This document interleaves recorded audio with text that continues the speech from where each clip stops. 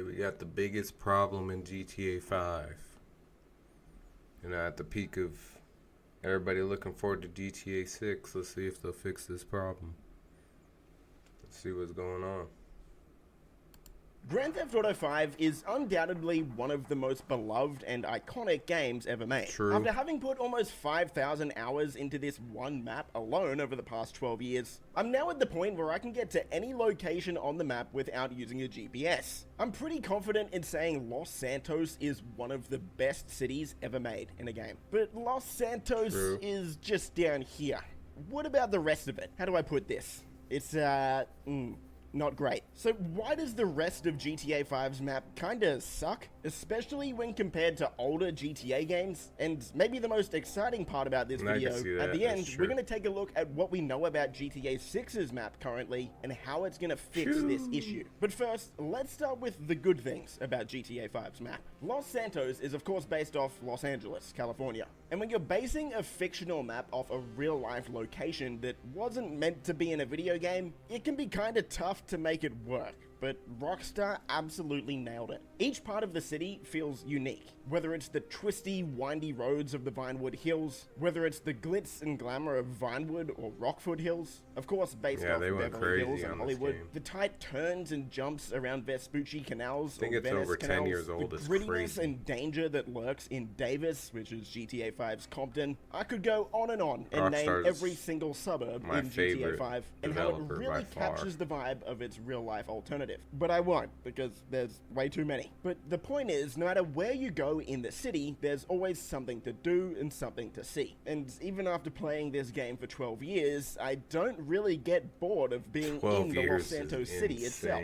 So let's move into the problem with the map. And that is any time you have to go out of Los Santos. And to really emphasize the problem that we're going to talk about, we're going to look at the last two GTA maps, GTA 4 and San Andreas. Good God. Was San Andreas really the second last GTA game? Holy shit.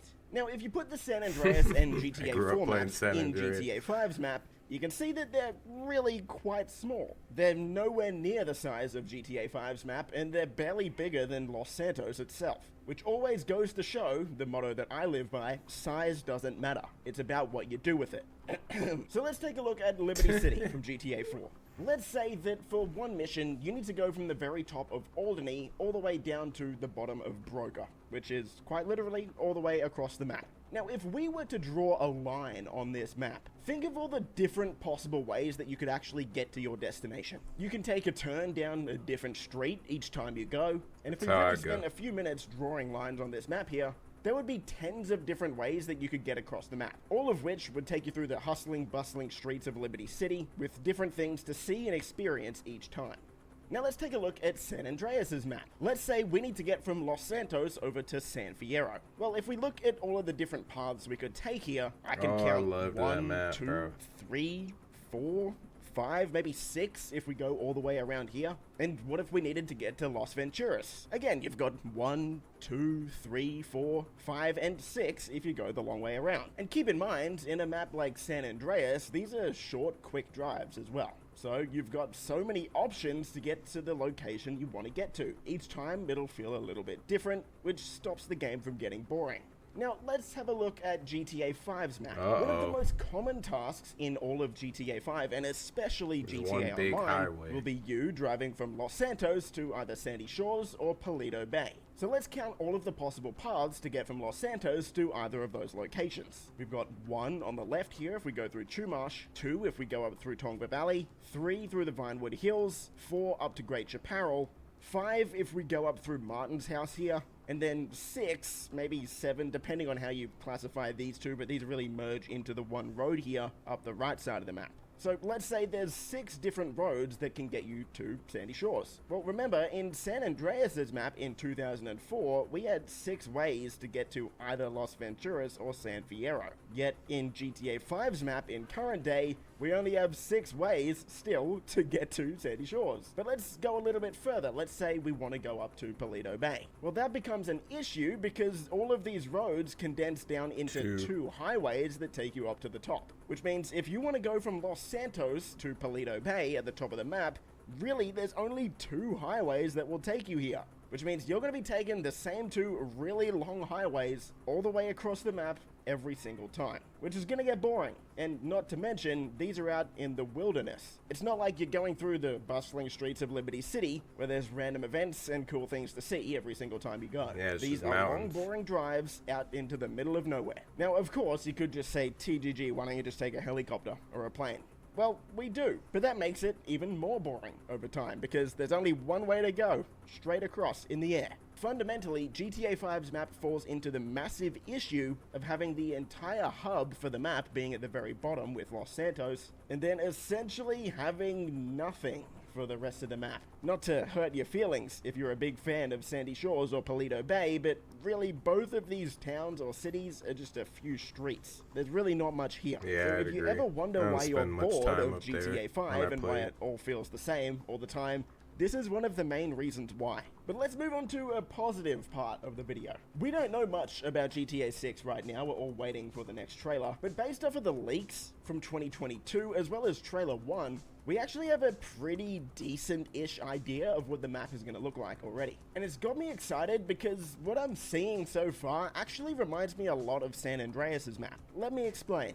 If we look at the mapping project as it Multiple stands right different now, we cities in currently different know that there will areas. be at least Yeah, I like 4 that too. cities or little towns, but there'll probably be a lot more. Let's take a look and let's explain. So if we look at the mapping project right now, we can already see 4 little locations, right? Well, not little. We've got Vice City on the right side of the map, which if we compare it to GTA 5's Los Santos, you can see that Vice City itself is going to be about the same size as the Jesus, Los man. Santos city, if not a little bigger.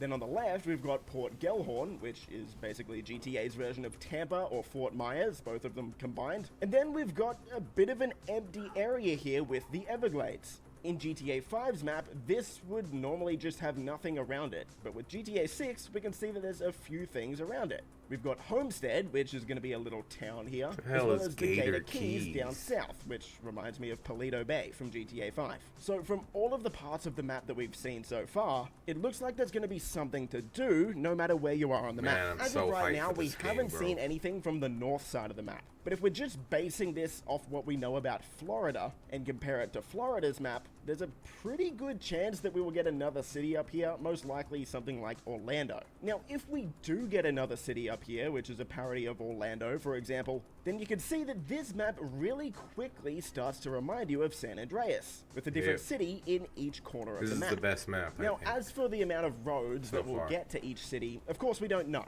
yet. You can see these roads here have been drawn out in red. That's because they're speculation, and we don't actually know if these roads exist. But just putting roads aside, we can already tell just from the mapping project alone that the main issue from GTA 5's map has already been fixed. Because no longer will there only be one city at the very bottom of the map that you have to go to and from every single time you want to do anything in the game. Now we already see 4 different hubs on the map that you'll be traveling Yeah, I to and love from that. each I'm time. getting So chills let's just just go thinking about crazy and this game, speculate bro. here for a second. Let's say we've got Orlando up here somewhere. Let's say we've got a small town out here. And then maybe a little hub between Vice City and Port Gellhorn in the middle of the map around Lake Leonida. You I can add see all of that. that in, and the map very quickly becomes a lot more like older GTA maps, just on a much larger scale. And most importantly, the map becomes a lot less boring. So over the next few months, as we get more info about the game, I'm excited to see how this mapping project evolves, and hopefully Come on, solves Rockstar, the hit biggest us with issue trailer in 2, GTA baby. 5. Thank you for watching, and I'll see you in the next video.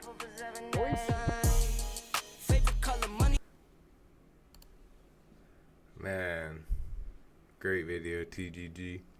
And the thing I love about Rockstar is they don't just rush a game out because they know they're going to make probably billions off of this game.